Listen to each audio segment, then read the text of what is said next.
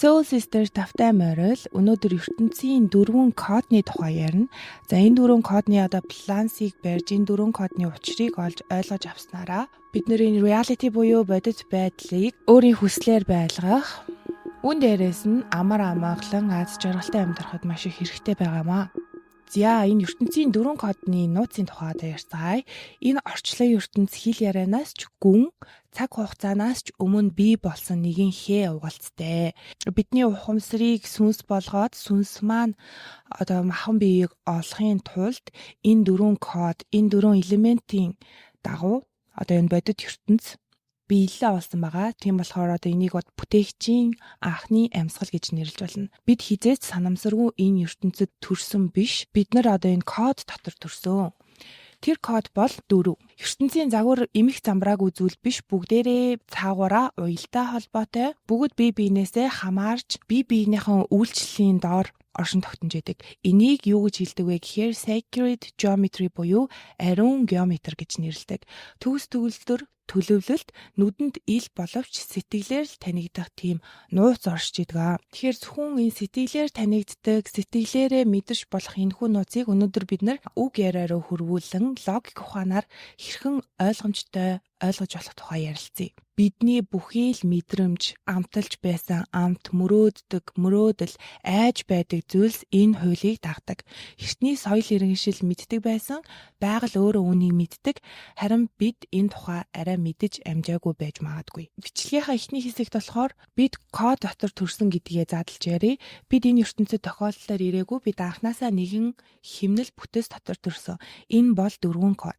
Дэлхий дээрх амьдрал, бодит байдал, энерги, эрчим хүч, цаг хугацааг зохицуулж байдаг үндсэн 4 зарчмаа гэсэн. Байгаль өөрөө энэ хуулийг дагаж энэ бүтэц зохион байгуул дээр тулгуурлан бий болсон. Жишээлбэл жилийн 4 улирал, хавар 100 намар өвөл, салхины 4 зүг буюу 4 зүг 8 зохис, амьдралын 4 үе, хүүхэд нас, залуу нас, дунд нас, өтөл нас.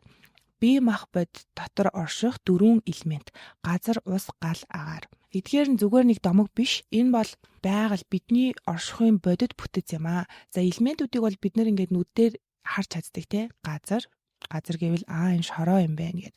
Ус гэхээр урсаад, гал гэхээр хасаад, агаар гэхээр салхиар бид нарт мэдрэгдчихийдэг. Тэгвэл энэ элементүүд ч гэсэн бие мах бод дотор оршиж идэг. Үүнийг дараагийн хэсэгтээ задлж ярих болно. Шинжлэх ухаан хүртэл энэ бүтэцтэй зөрчилдөж чаддаггүй. 4 төлөв байдаг. Жишээлбэл хатуу, шингэн, хий, плазм. За 4 үндсэн хүч байдаг. Таталцлын хууль, цахилгаан соронзон, сул болон хүчтэй цөмийн хүч гэсэн 4 үндсэн хүч байдаг. Физикт. За мөн ДНК-гийн 4 молекул A, T, C, G гэсэн 4 молекул байдаг.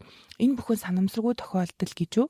Эсвэл энэ ертөнцийн зохион байгуулалтын fingerprint буюу хурууны хээ шиг бүтэц зохион байгуулалт нь энэ 4-ийн тоон дээр оршиж байна гэж ойлгож байна. Бичлэгийнхаа 2 дугаар хэсэгт байгалийн химнэл ба бидний дотоод бүтэцийн тухай ярилцсан.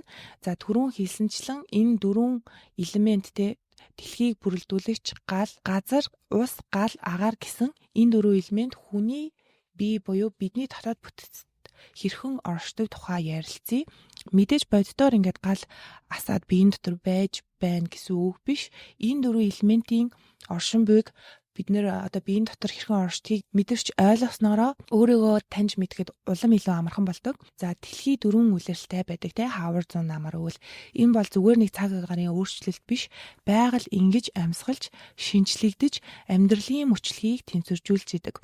Тэгэхээр энэ 4 улирал бол бидний бие, сэтгэл санаанд маш их нөлөө үзүүлж бид нарыг үдирдэж идэг. Тэгэхээр энэ 4 улиралтай тасан зохицох шаардлагатай. Бидний амьдралч бас үүнтэй адил мөчлөгтэй байдаг.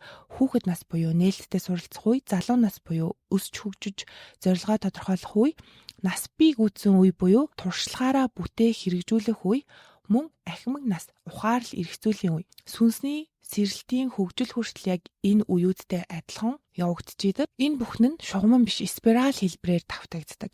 Бид нар логик ухаанд шилжүүлээд ярилцаад эхлэхээр юм шулуун шугам шиг санагддаг. Гэвч үндэ юм спираль хэлбэрийн хөдөлгөөнөөр өсөж твшчихийдэг. Амьдрал зөвхөн урагшаа эсвэл хоошоо явдггүй, заримдаа бид ухрах мэт боловч дотгошоогоо өсөж байдгаа гэдгийг ойлгох хэрэгтэй. Бие махбодод маань ч мөн адил 4 үндсэн хүч байдаг. За газар нь болохоор бидний яс, биеийн бүтэц, доктортой байдал. Одоо яг энэ физик биеийг илэрхийлж бэлэгдэж идэг. Энэ элементийн үндсэн дээр бид нар энэ дэлхийгээсээ байглаасаа энэ биеийг олж төрсөн. Ус бол бидний сэтгэл хөдлөл, дурсамж, уян хатан байдлыг илэрхийлж идэг. Харин гал бол бодол санаа, шийдэмгий байдал, урам зориг, эрч хүч. Тэгэхээр тархинаас урсан гарч ирж байгаа бодлыг галтай зүйрлж болно, гал элемент гэсэн үг. Агаар гэдэг нь болохоор бид нэр амьсгаагаа авах гаргахад энэ агаар элементийг мэдэрч идэг. Мөн дээрээс нь сүнслэг холбоо дотоод тэнцвэрээр илэрч идэг энэ элемент нь. Тэгэхээр бидний бие махбод дотор энэ 4 элемент зэрэгцэн оршиж идэг. Эдгээр нь одоо зүгээр нэг хиллэг биш. Энэ бол бодит энергитэй амьд систем гэж ойлгоно. Бидний сэтгэл санааны байдал, бие махбодын эрүүл мэнд, шийдвэр гаргах байдал энэ 4 элементийн тэнцвэрээс хамаардаг. Тэгэхээр ерөөсөө жаргалтай байх уу, зовлонтой байх уу гэдэг энэ 4 элементээс хамаардаг гэсэн үг.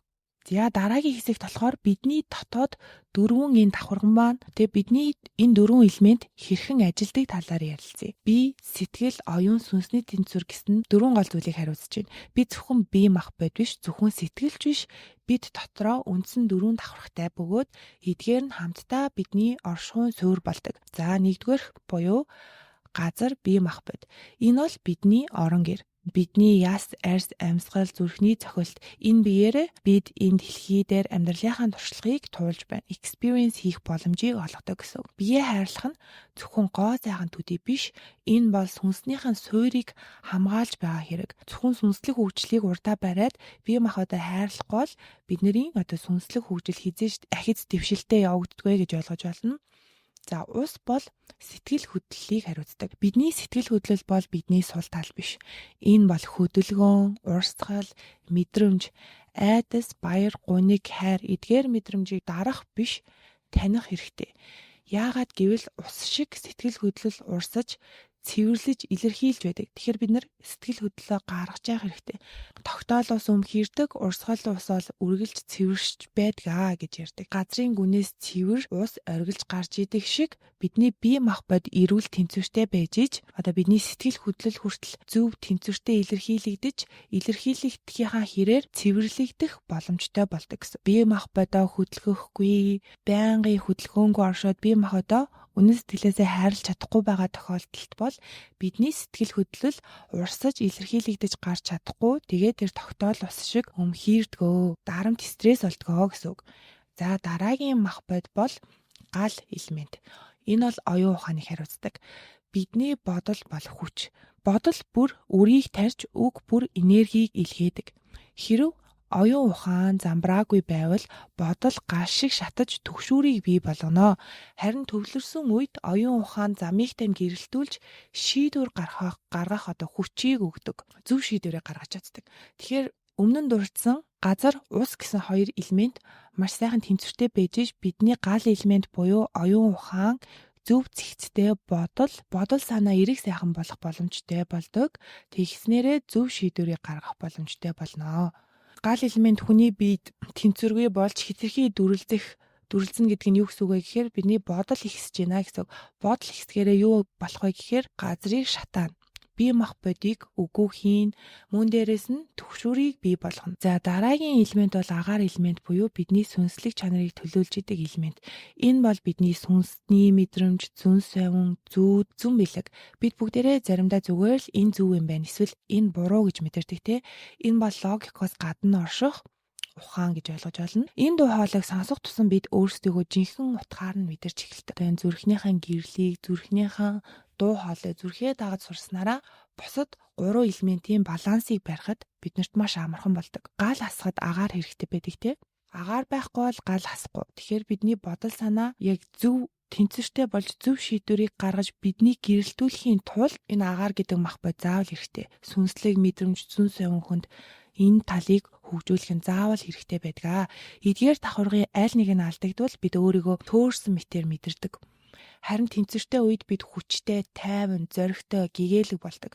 Тэгэхээр энэ баланс алдагдах үед бид нэр доогуур давтамж дэлгөөнөөр давтаж эхэлдэг. Тэгэхээр нөгөө муу муухай зүйлс азгүйтэл бүтлгүүтэлтэй төөрсөн гацсан мэдрэмж харин энэ дөрөв маань тэнцвэртэй байх үед бид нэр дээгүр давтамж дэлгөөн, диваажингийн мэт тэр дэлгөөн, ариусл гэгэрлийн дэлгөөнийг мэдэрч эхэлдэг гэсэн үг. За энэ дөрвөн код ерөөсөө цаг хугацаанд хүртэл оршиж идэг. Дараагийн хэсэгт одоо цаг хугацааны тухай энэ дөрвөн код яаж оршдог гэдэг тухай ярилцъя. Өнгөрсөн одоо ирээдүй гэдэг 3 цаг биднэрт байдаг гэж бид нар боддог тий. Мөн гэвч үүн дээр нэмээд мөнх цаг буюу eternal now мөнхийн одоо цаг гэдэг нэг бидний тэр ухамсар оршиж идэг цаг хугацаанаас үл хамаардаг тийм нэгэн зүйл оршихуй байдаг. Өнгөрсөн гэдэг бол одоо хадгалагдсан давтамж дэлгөөнөөс өөр юуч биш. Бид нэр үүнийг өөрчилж болдоггүй зүйл гэж ойлгож болохгүй. Дандаа ингээд траумагаа эдгэн хүүхэд насныхаа дурсамжийг эргүүлэн саная гэдэг те траумагаа эдгэснээр өнөөдрийн итгэл үнэмшлээ илүү сайн болгох гээд байгаа. Тэгэхээр тэр хадгалагдсан давтамжийг нь өөрчилнө гэсэн үг. Бид нар тэр давтамжийг хитрхи доогуур хадгалсан байгаа байхгүй юу? Траума гэд бодохороо ерөөсөө надад бага наснд минь нэг тийм хүчирхийлэл золгүй явдал маш муухай зүйл тохиолдсон гэд тэрэнд бат үнэмшээд итгээд бүр итгэхтэй мартцсан байдаг. Тэгэхээр тэр мартсан өнгөрсөн одоо таны тэр давтамж дэлгөөн тэр энерги бол хизээж устдахгүй үргэлж хувирж идэг гэдгийг санах хэрэгтэй. Тэгээ тэр хадгалагдсан давтамж таны өнөөдрийн одоо цагийг үргэлж хулгайлж идэг. Тэгэхээр тэр давтамж дэлгөөнийг дээшлүүлэх хэрэгтэй. Энийг бид нэр trauma healing буюу траумагаа эдгэх гэж ярьдаг. Тэгэхээр энэний давтамж дэлгөөнийг хэрхэн дээшлүүлдэг вэ гэхээр энийг тэр тохиолдсон үйл явдлыг ойлгоод оюун санаа дурсамжиндаа тавьж явуулж уучлж өршөөх хэрэгтэй. Өөрийгөө болон бусдыг. Тэгснээрээ үүний давтамж дэлгөөн маш сайн дээшилж өгөөд өнөөдрийн таны одоо цагийг хулгайлдаг. За өнгөрсөн одоо гэж биднэрт байдаг те. Одоо цаг бол юу юм бэ гэхээр бидний хүч. Одоо бол ганцхан оршин байдаг агшин, ганцхан үнэн агшин. Өнгөрсөн гэж байхгүй, ирээдүй гэж хизээч ирдэггүй зүйл. Тэгэхээр биднэрт яг үнэндээ юу байдаг вэ гэхээр одоо цаг л байдаг. Энд л бүхнийг өөрчлөх боломж байдаг. Бүхий л зам, бүхий л сонголт, бүхий л ирээдүйн хувилбарууд зөвхөн энэ хооронд нээлттэй байдаг. Та яг одоо давтамж дэлгөөнчин өндөр байж ич таны ирээдүй, таны өнгөрсөнд давтагдах тэр давтамж дэлгөөн дээшлэх боломжтой. Харамсал түгшүүр бодлын чимээнээс ангижирч яг энэ хоронд бүрэн орших үед бид нар одоо цагтаа оршиж байна гэсэн үг. Бодлоо ажиглах үедээ бид нар одоо цагтаа оршиж байгаа. Бид өөрөө өөрийнхөө амьдралын одоо цагт орших үед юу болдог вэ гэхээр тэр хүч чадал ирдэг. Одоо цагийг ашиглах үед бид нар өөрийгөө удирдах хүч ирдэг. Өөрийгөө удирдах чадахгүй удирдлагаа алдсан санагдвал та одоо цагтаа байхгүй гэсэн үг. Одоо цаг гэдэг бол цаг хугацаа биш, харин бодит байдлыг бүтээх цэг хүч чадал гэж ойлгож байна. За дараагийнх нь болохоор ирээдүй. Энэ бол одоо цагт чиний давтамж ямар байгаа нэ тэрний тусглаа гэсэн үг. Ирээдүй бол одоо чиний гаргаж буй бодол мэдрэмж шийдвэрийн үр дүн. Бидний хүлээж буй зүйл ирээдүйд бий болно. Айдас эргэлзээ хоорчлуултыг яг одоодоо мэдрээд байвал яг л тэр ирээдүй таны хүлээж байгаа. Одоо цагтаа та анзаарах гэдэг зүйл бол таны сүнслэг мөнгө байдаг. Одоо цагтаа та юу худалдаж авч байна? Анхаарлаа айдас түгшүүр санаа зовнил гэдэг зүйлс өгөөдөөвэл та яг тэр зүйлийг худалдаж авч ийн гэсэн. Тэгээд ирээдүйд таны тэр худалдаж авсан захиалсан зүйл хаалгай чинь тогшоод ирдгээ гэсэн.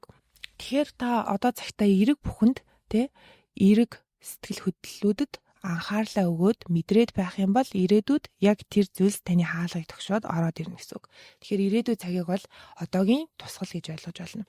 За энэ бүхний ард цаг хугацаанд үл хамаарах eternal now буюу мөнхийн одоо цаг, мөнхийн оршихуй гэж байгаа. Энэ бол бүхний эхлэл бас төгсгөлцөг. Бүх зүйл зэрэгцэн хамт оршдог. Нэг үгээр бол бидний ухамсар. Энэ бол гүн бясалгал, зүүд, гинтийн ухаарл, эсвэл хүнд хэцүү мөчөд мэдрэгддэг цаг хугацаанаас ангид төлөв. За жишээлбэл бид нар жаргалтай эсвэл зовлонтой үедээ цаг хугацааг бусдаас өөрөөр мэдэрдэг шүү дээ. Цаг хугацаа гацсан мэт, цаг хугацаа байдгийг ч мартдаг. Тэр үеуд гэсэн үг. Энд зөвхөн бид нар оршдог. Энэ хоромд эдгэрэл шууд явагддаг. Энэ бол зовхоос, жарахаас үл хамааран яг тэр зэгт очиход бид нар шууд идэгдэгэ. Энэ бол сүнсний эргэн санах нууцлаг орон зай. Ерөөсөө тэр сүнстэйгээ уулзж байна гэсэн үг. Программаас гадуур, матриксийн программаас гадуур. Яг энэ зэгт ирэхдээ бид нар нэг бол хамгийн доотлынхаа давтамж дэлгөөнд очдог. Нэг бол хамгийн дээд давтамж дэлгөөнд очиж мөнхийн одоо цагтаа уулзч чаддаг. Энэ бол нэг бол гүн бясалгал, нэг бол хүнд хэцүү гинтийн шок байдаг. Тэгэхээр яг энэ цагт очих үедээ бид нар би хизээч юунаас ч хоцроогүй юм байна, мөн юунаас ч төрүүлж халахдаггүй юм байна. Бүх боломж одоо цагт байгаа юм байна гэдгийг ойлгодог. За цаг хугацааны тухай товчхон ярихад бол ийм байна. За дараагийн хэсэгт бол одоо бидний яг энэ 4 кодыг ойлгоснороо амьдралдаа хэрхэн хэрэгжүүлэх юм бэ? Ухамсараа яаж тэлж энэ 4 кодыг яаж ашиглаж болох юм бэ гэдгийг бичлэгийнхаа одоо энэ 5 дугаар хэсэгт ярина. Тархины 4 давтамж буюу сэтгэл, зүн совин, гүн мэдрэмжтэй хэрхэн холбогдох вэ гэдэг гарчиг өглөө үүнд. За тэгэхээр бидний оюун ухаан 4 түвшинд оршдог. Тархины 4 долгионы тухай бид нэр тархиа програмчлах гэдэг дээр хайлтхан яриад өнгөрч ирсэн. Одоо тэгвэл яг энэ тухай арай дэлгэрэнгүй ярив. За тэр 4 долгион юу вэ гэхээр бета, альфа, тета, дельта. За тархиа програмчлах дээр бол дета долгионыг хэрхэн ашиглах талаар ярьсан. За өнөөдөр тэгвэл энэ 4 долгионыг ярив. За бета долгион нь юу юм бэ гэхээр өдөр тутмын ухамсар. Энэ бол бидний унтахгүй анхаарал төвлөрсөн сэргэг байгаа үеийн тархины төлөв. Ажлын асуудал шийдэх, харилцах, төлөвлөх зэрэгт энэ төлөв давмгаалдаг. Энэ төлөвт хит олон хоног амьдрах нь ядаргаа төгшүүр хит их бодол үүсэх магадлалтай. Элементэр бол ерөөсөө гал элементийн давтамж долгион гэсэн үг. Гал шиг ерөөсөө дүрлжиж идэг тэр давтамж долгион. Гэвч байнгын одоо энэ гал долгионд оршоод байвал ядаргаа төгшүүр хит их бодол үүсдэг гэж байна. За дараагийнх нь болохоор альфа долгион буюу урсгалтай байдал. Энэ бол амар тайван бүтээлч төлөв юм аа. Бид хөгжим сонсож, байгаль дунд алхаж зүгээр л амьдралын урсгалыг мэдэрч байхдаа альфа давтамжинд ордог. Энэ төлөвт орших үед бясалгал, итгэл үнэмшил, зориг тавих зэрэг зүйл илүү үр дүнтэй болдог. Учир нь та тухайн агшинд илүү нээлттэй, мэдрэмжтэй, шингээх чадвартай болдог. Тэгэхээр нөгөө flow state буюу амьдралын урсгалд орж байгаа үед бидний тарих альфа долгионыг ялгаруулж идэг. Энийг бол элементээр бол хустаа зөрүүлж болно. Альфа долгионд орсон үедээ бид нар өөрсөндөө зориг тавих, бүтээлч байдлаа гаргах юм бол тэр нь илүү үр дүнтэй байдаг. За дараагийнх болохоор тета долгион. Энэ бол дотоод ертөнцийн гүнзгий долгион. За энэ долгионыг газрын гүнтэй зөрүүлж болно. Газар элементтэй зөрлээд энэ тета долгион нь яг яагаад онцгой долгион юм бэ гэхээр бидний одоо энэ сонсож боловсруулж байгаа, ойлгож байгаа зүйлийг юу хийж аваа гэхээр ил ухамсар хийж байгаа штэ. Ил ухамсараараа л бүхнийг ойлгох гэдэг. Гэтэл бидний үзэж харж сонсож исэн бүх зүйл даалт ухамсарт бичигдэж хадгалагдчихийдэг. Тэгэхээр тэр хязгааргүй их багтаамжтай даалт ухамсарын орон зайруу нэвтэрдэг долгион байдаг учраас энэ нь ийм онцгой долгион байдаг. Газраар бол газрын хөрсөн дээр иш гүн рүү нэвтэрж байна гэсэн. За тета бол зүүд, гүн бясалгал, хүүхэд насны тэр бидний марцсан сэтгэхүй дурсамжтай холбоотой давтамж байдаг. Энд даалт ухамсар идэвхтэй байдаг. Ил даалт ухамсарыг хязгаарлаж идэг тэр хаалга, гүүр, онгорхой байдаг үе гэсэн үг. Хуучин, шарах, айц, сэтгэл үнэмшлийн сүйр давхаргууд тета төлөвт ил гардаг. Тэгэхээр бид нэр унтахынхаа өмнө бичлэгийнхаа эхэнд одоо травмагаа эдгээхийн чухал ач холбогдлыг ярьсан тийм. Яг л таны амьдралыг блок хийгээд байгаа буруу итгэл үнэмшлийг энэ тета долгионы үед илрүүлж болно. Тархиа програмчлах дээр бол тета долгионыг хэрхэн ашиглах вэ гэдэг дээр бол affirmation буюу батламж өөрөө өөртөө суулгамаараа програма хилдэг гэж ярьсан тийм. Энэ дээр болохоор одоо сөрөг программыг устгах тухай ярих чинь. Тэр үед болохоор эрэг программыг хэрхэн суулгах талаар ярьсан бол одоо энэ дээр бол сөрөг программыг хэрхэн устгах талаар ярьж байна. Дахиад нөгөө тета долгионыг ашиглана гэсэн үг. Бид нар унтгаад унтаа зэрүүний завсар байдаг те. Энэ үед бясалгал хийх хэрэгтэй. Яг унтахынхаа өмнө бясалгал хийх хэрэгтэй. За тэр бясалгалдаа болохоор өөрийгөө дээд биетэйгээ уулзч байна хэмээн төсөөлөөд дээд биеэсээ хүсэх хэрэгтэй. Тэ higher self минь дээд бие минь та итгэл үнэмшлэрээ өөрөө юу гэж нэрлэдгийг өвөг дээдс минь таны итгэл үнэмшлээс энэ хамаарна. Надад бол дээд бие минь гэж хэлэхэд их зүгээр. Надад бол тэгэхэд илүү итгэл үнэмшилтэй санагддаг учраас би бол ингэж ярьдаг. За тэгээд тэндээ түүнээсээ хүснэ. Миний одоо сайхан бүрэн потенциал, бүрэн чадлаараа амьдрахад саад дотгоор амар амгаланг маань эвддэг тэр блокийг зүүд найрамд минь харуулж өгөөч. За энэ бол заавал зүүдэнд дагалгүй те. За ямар ч яасан ингэж хүсчнэ. Бясалгалын үед higher self-тэйгээ уулзаад ингэж хүснэ. Өглөөс хэрэнгүтээ зүүдээ санах гэж хичээх хэрэгтэй. За санахгүй байсан ч болно. Саяхан би higher self-ээсээ ингэж асуучаад унтлаа л да. Гэтэл өглөөс ирээд сэрүүлгээр бид нэр ингээл өглөөс ирдэ штэ сэрүүлийг дугаарал бүх юм сарнаал цочих маягтай ингээл сэрэл нөгөө зүүд мөд шүн асууснаа ч мартсан байсан. Тэгэл өглөөс ирээ уцаа үзсэж манай найз нэг инээдтэй рил явуулсан байдаг. Тэгсээ чин тэрэн дээр болохоор нэг хоёр токсик охиныг төлөөлүүлсэн одоо тийм инээдтэй рилээс. Тэгээ тэндээс ингээ хараад байжсэн чин нэг охин нь намайг нэг залуу ингээл амар боогоол тэгсээ чин надад айгу таалагдал.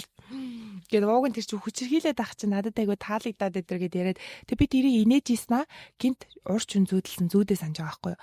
Тэгсэн чин тэр зүүдэнд яаж исэн бэ гэхэд намайг нэг эрэгтэй хүн боож исэн.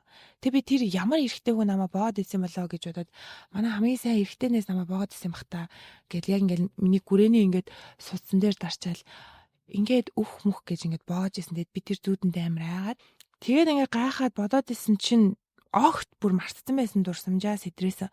Би нэг дөнгөж хүнтэй үерхэд нэг токсик харилцаанд орж үзчихсэн. Тэгээ хамгийн сүүлд нь салхтаа зодтолтоод тэгээ тэр хүн намайг ингээ боожсэн байхгүй юу.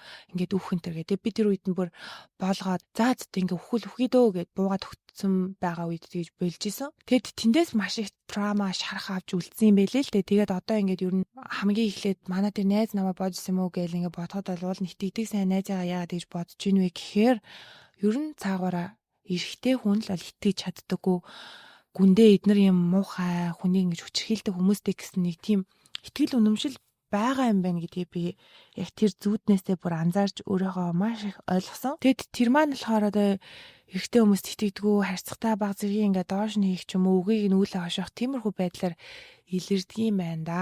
Яагаад өөрийнх нь жишээг ярьж байгаа вэ гэхээр иймэрхүү байдлаар одоо илрүүлэг бол явдаг тэгээ өглөөс эрэнгүүтээ заавал зүүдээ санах албагүй ч гэсэн ингээл зүгээр дээд биедээ итгэл явж байхад зүүдээ сандаг эсвэл ямар нэгэн хүмүүс үйл явдлаар тэр травмаг чинь илрүүлж өгдөг гэж ойлгох хэрэгтэй. За тэгэхээр дахиад нөгөө нэг тета долгионыг ашиглаж ин тета бол яг л унтаас ирүүний голд байгаа тэр долгион гүн бясалгалын үед ордог.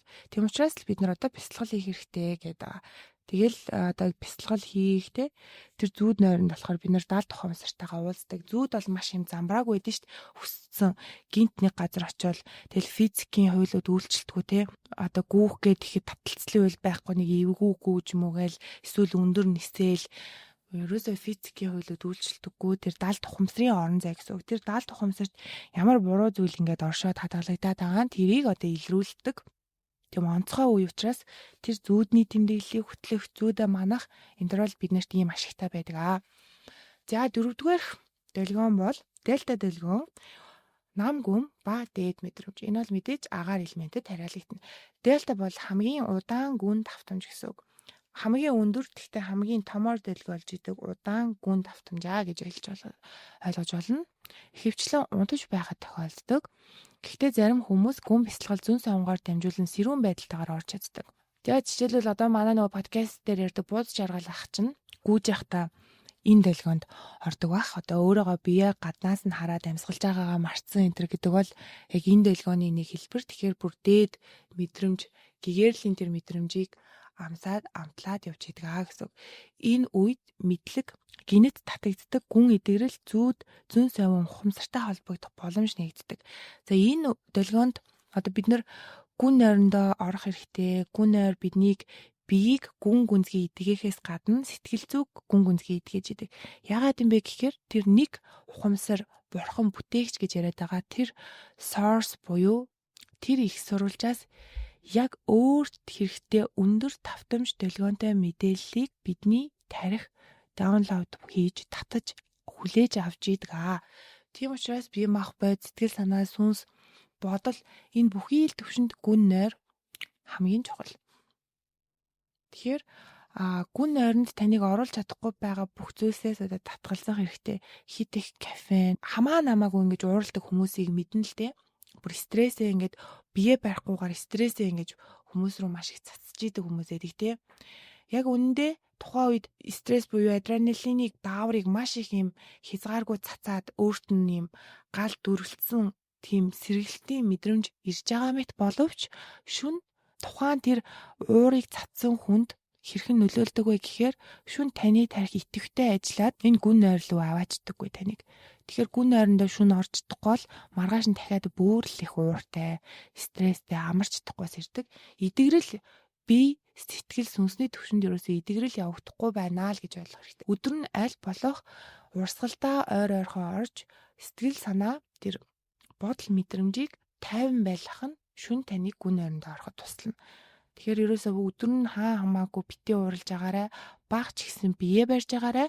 Тэгэд намаагүй тэр уурлах үедээ энэ амьсгал дээрээ төвлөрөөрэй. Амьсгалын урсгал дээр төвлөрөх хэрэгтэй. Амьсгалаа аваад гаргах хооронд одоо ертөнцийн бүх нууц, амьдралын давалгаа, бидний өөхөх төрөх агшин оршиж идэг гэдэг.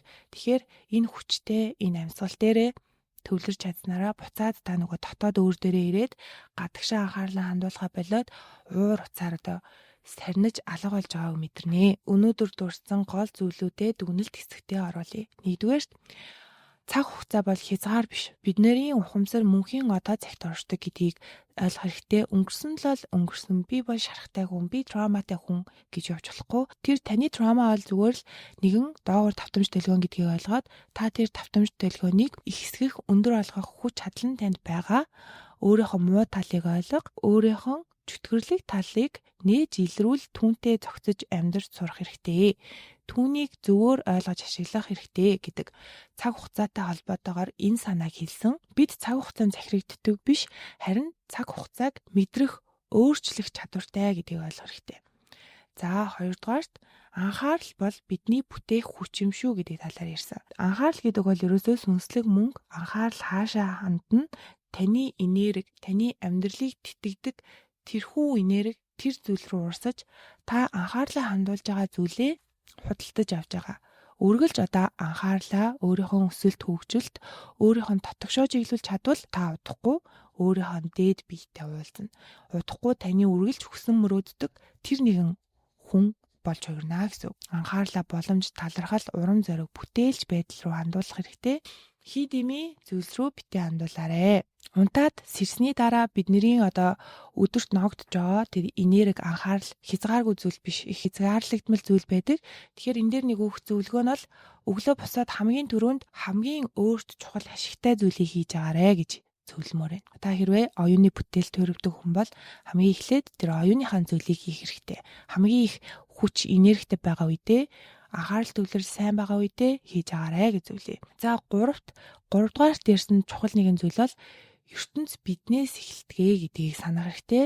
Бидний ертөнцийг гадаад орчин биш, харин дотоод үнэмшил давтамж тодорхойлдог. Ерөөсөө л таны дотоод үнэмшил бодол санааны манифест болж таны эргэн тойрон орчин үүсэж байгаа шүү. ертөнц гэдэг нь та өөрөө ертөнц бол үргэлж таны төлөө байдгийг санах хэрэгтэй. Харин өөрийгөө үн цэнтэй бүтээлч эрх чөлөөтэй гэж итгэх тусам ертөнцийн үе таалга нэгддэг. За 4-р түлхүүр санаа болохоор систем буюу энэ матрикс таныг зөвшөөрлөөр л барьдаг. Хамгийн хүчтэй хязгаарлалт бол бусдын дүрмд итгэх. Өөрийгөө аз жаргалтай эрх чөлөөтэй байхыг бид нэр зөвшөөрдөггүй. Яг энэ үгийг сайн ойлгохын тулд өөрийнхөө дотоод ертөнцтэй итгэл үнэмшилтэйгээ байнга харьцах хэрэгтэй. Хин нэгнээс та зөвшөөрөл хүлээхээ бол тэр зөвшөөрлийг хинч танд өгөхгүй зөвхөн та өөртөө өгч чадна. Үнэн мэдрэмжээрээ шийдэх хэрэгтэй. Өөрийн дотоод дүрмд итгэх, хэний ч дүрмд итгэх хэрэггүй. Өөрийнхөө дүрмд итгэх хэрэгтэй. Би энэ системийн хязгаарлалтаас, бодлын хүлээснээс, матриксаас баг-багаар гарч эхэлж байна гэдгийг өдөр болгон энэ батламж үгийг өөртөө хэлж сануулж явах хэрэгтэй. Айцаа ялан дийлж чадахгүй бол одоо энэ систем, энэ програмд бол одоо мөнхийн байна. Энэ матрикс та өөрийгөө удирдахгүй бол хэн нэгэн таныг өргөлж удирдна гэдгийг санах хэрэгтэй. За хамгийн төгсгөлийн гол санаа бол бид өөрсдөө кодны тусгал юм аа. Биднийг бүрэлдүүлэгч 4 мах байдгийн тэнцвэр хамгийн чухал. Амьдралын олон салбарт салгарддаг. Тэр бүхэн бол зүгээр л мөсөн уулын орой юм шүү. Яг л гүн төгсгөлд нь бол энэ 4 элементийг л баримталж явахад бидний амьдрал маш ойлгомжтой зэгцэрдэг. За нэгдүгээрт нь болохоор бид бол бидний дотор газар элемент оршдог. Буюу энэ бол бие махбод. Бие махбодыг үргэлж анхаарч сонсож явах хэрэгтэй. Хоёрдугаарт нь бид бол ус буюу сэтгэл мэдрэмж юм. Энэ сэтгэл хөдлөл мэдрэмжийг зөвөр илэрхийлж явах хэрэгтэй, ойлгож явах хэрэгтэй. Энийг тогтоол ус шиг өмхийрүүлэхгүй байх хэрэгтэй гэсэн үг. За гуравт нь бол бид нар бол гал юм. Гал ямар үедээ хамгийн сайхан бэ гэхээр тогтун асаж байх үедээ дүрлцэгч биш, унтрагч биш. Галыг яг тэр зөв хэсэгт нь тогтоон барьж байгаа зүйл бол бидний анхаарал. Бид нар анхаарлаа төвлөрүүлснээр тэр гал бол яг бидний хэрэгтэй хэмжээнд хасж идэг. Хит их асвал бие махбодыг шатаадаг, хэрв бага бол биднийг гэрэлтүүлэх чадваргүй байдаг. Биднийг дулаацуулж чадахгүй гэдгийг ойлгох хэрэгтэй. За дөрөвт нь бол бид бол агаар үргэлж зүн сайванд итгэх хэрэгтэй. Агаар бол одоо бүхнийг тэтгэгч хүч байгаа. Агаар буюу салхины тусламжтайгаар л бүхэл мод цэцэгсийн үр байршлаа солиод эн тэндгүү тархан газарт дургаж цэцгэлж түүнээс нь бид нар шим тижээлээ авдгаа гэдгийг санах хэрэгтэй. Зүн сайван сүнслэг байдлыг нэн тэргүүн тавьснараа одоо энэ дөрвөн бидний дотор орших энэ дөрвөн элементийн тэнцвэрийг хадгалж амьдралаа бүрэн бүтэн зөв зэгцтэй амьдралынхаа сайхан урсгал давтамж дэлгөөнд орж амар амгалан мэдрэх боломжтой бодолтгоо. Хэрвээ эдгээр өдөр бүрийн амьдралдаа хэрэгжүүлж мэдэрч сонгож эхэлбэл амьдрал урсаж бодол бүтэж сэтгэл тайвширч сүнс гэрэлтдэгэ. За тэгэхээр энэ дөрвөн кодыг үргэлж санаж яваарай манайхаа. Бид чухал олж авсан мэдлэгээ байнгын мартаж байдаг. За тэр үүднээс ч гэсэн дахин сануулгын тулд манайх Soul Sister 11 гэсэн Instagram хуудсанда энэ бичлэгээ цомогтгоод пост болон оруулсан байгаа. Тэгээд энэхүү бичлэгэн дээр дурддагсан чухал санаануудыг дахин сэргээхийг хүсэж ивэл та эдмийн Instagram хуудас руугаа ороод постыг гүйлгээд уншиж байгаарай гэж зөвлөе. Дахин урт бичлэг сонсох шаардлагагүй гэсэн. Энэ дөрвөн элемент ертөнцийн бүхий л зүйлсэд оршиж байдгийг юм шүү. За дараа уулзцгаая. Subscribe тавчаад дараарай. Soul Sister-тэй хамт байдаг. Та нартай үргэлж баярлалаа. Баяртай.